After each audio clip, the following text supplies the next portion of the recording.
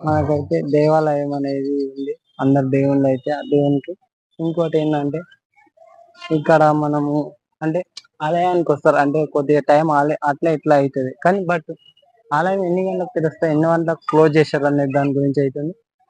మా ఉదయం అయితే 5 గంటలకు తెరిచి మధ్యాహ్నం 12:30కి అయితే క్లోజ్ చేస్తారు ఆలయం. తర్వాత మధ్యాహ్నం 4:30 నుంచి తెరిచి మళ్ళా రాత్రి 8:30 వరకు అయితే క్లోజ్ చేస్తారు. ఇంతవరకు ఆలయం అనేది తెరుస్తారు. ఇంక తర్వాత అనేది ఆలయం క్లోజ్ చేస్తారు.